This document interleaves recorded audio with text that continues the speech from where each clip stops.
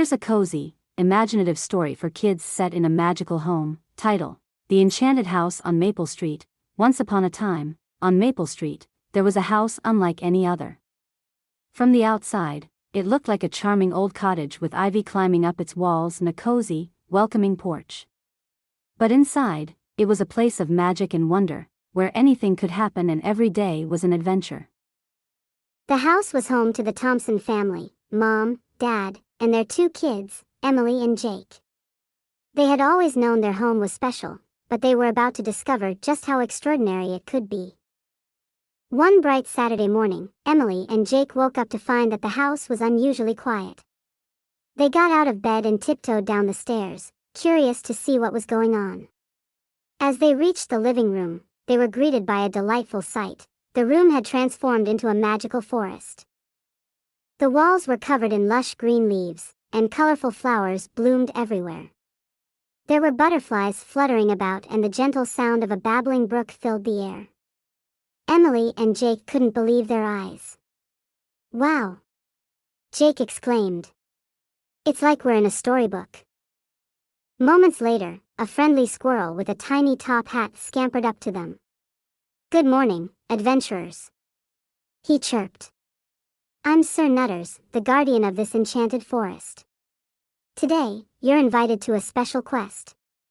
Emily and Jake's eyes sparkled with excitement. "What's the quest?" Emily asked eagerly. Sir Nutters explained that the forest had lost its sparkle because a magical gem, the Heartstone, had been misplaced. Without it, the forest would slowly lose its magic. The children were chosen to help find the Heartstone and restore the forest's enchantment. With Sir Nutters guiding them, Emily and Jake set off on their adventure. They crossed rainbow bridges, climbed trees that reached the clouds, and solved riddles that unlocked hidden paths. They met friendly woodland creatures, like a wise old owl who gave them a hint and a cheerful fox who shared some berries. As they ventured deeper into the forest, they found a shimmering cave.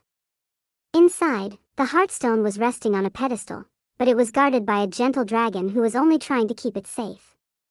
The dragon, whose name was Ember, explained that it had taken the Heartstone to protect it from a mischievous pixie who wanted to steal its magic.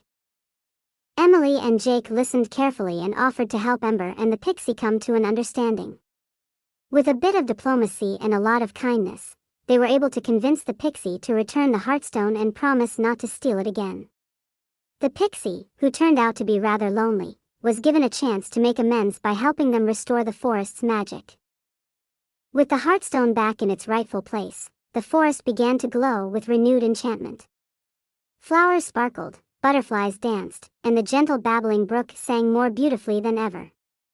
Sir Nutters and Ember thanked Emily and Jake for their bravery and kindness. As a reward, the magical forest gifted the children with a small charm that would let them visit the enchanted world whenever they wished. With a final wave to their new friends, Emily and Jake returned home, just in time for dinner.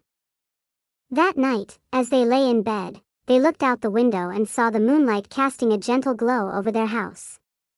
The magical adventure had come to an end, but Emily and Jake knew that their home was a special place where dreams came true. And so, every once in a while, when the stars were just right, Emily and Jake would use their charm to visit the enchanted forest and make new magical memories. And they lived happily ever after, always ready for their next adventure in the magical house on Maple Street.